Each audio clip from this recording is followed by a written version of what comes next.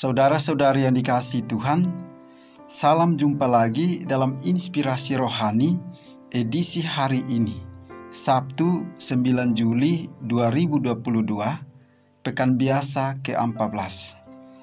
Marilah berdoa. Dalam nama Bapa dan Putra dan Roh Kudus. Amin.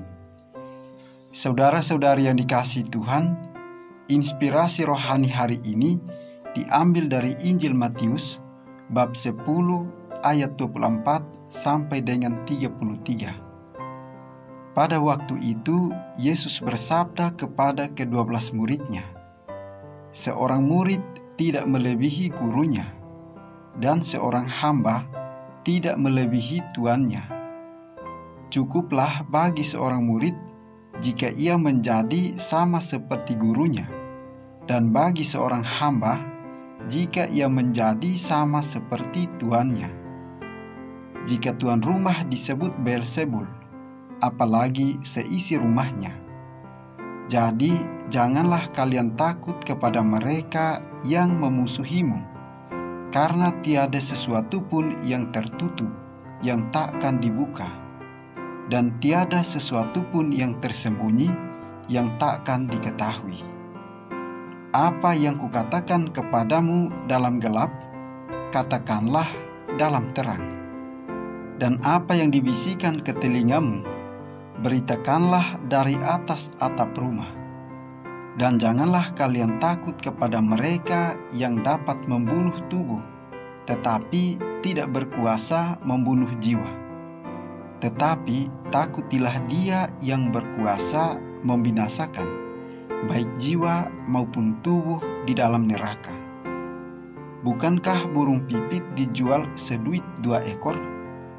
Namun tak seekor pun akan jatuh tanpa kehendak Bapamu. Dan kalian, rambut kepalamu pun semuanya telah terhitung. Sebab itu, janganlah kalian takut, karena kalian berharga daripada banyak burung pipit. Barang siapa mengakui aku di depan manusia, dia akan kuakui di depan Bapa-Ku yang di surga. Tetapi barang siapa menyangkal aku di depan manusia, dia akan kusangkal di hadapan Bapa-Ku yang di surga." Demikianlah sabda Tuhan. Saudara-saudari yang dikasihi Tuhan, dalam hidup ini ternyata tidak cukup menjadi orang baik saja. Akan tetapi kita perlu menggaungkan kebaikan itu seluas-luasnya.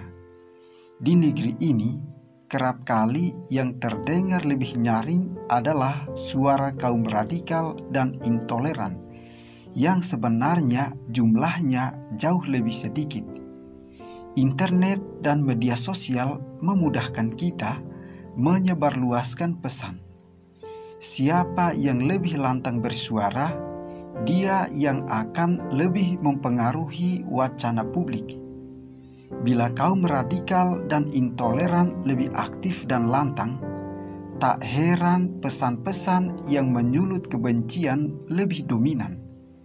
Itulah mengapa menjadi orang baik saja tidak cukup. Saudara-saudari yang dikasihi Tuhan, dalam kisah Injil hari ini, Yesus berkata, "Janganlah kamu takut." Tetapi juga Dia berkata, "Takutlah." Janganlah takut menghadapi para pendengarmu.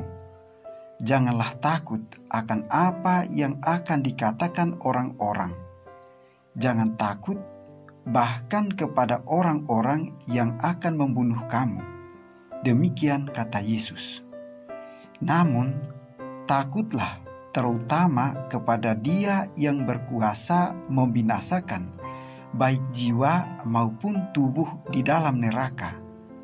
Artinya, yang perlu ditakuti hanyalah kepada Allah.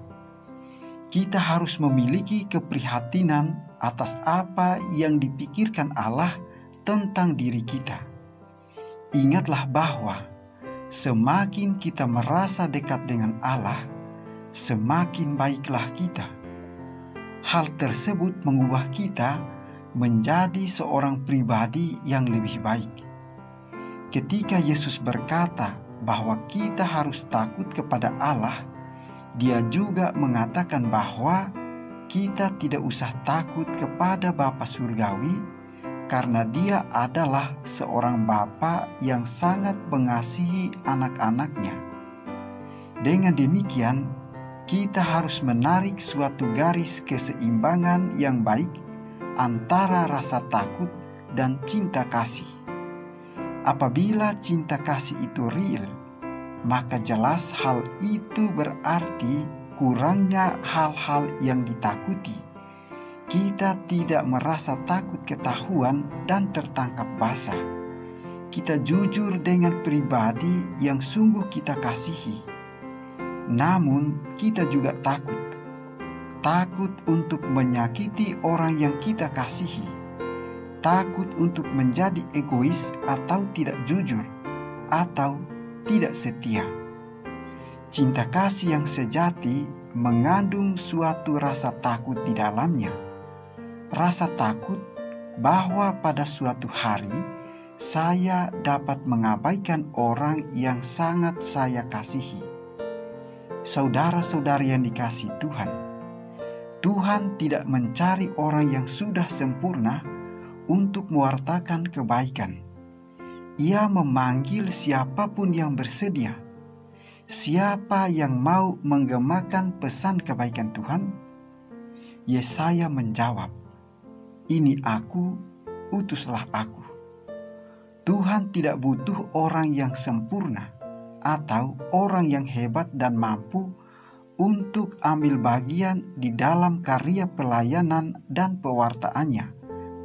Akan tetapi, Tuhan hanya membutuhkan orang-orang yang rela serta senantiasa siap sedia.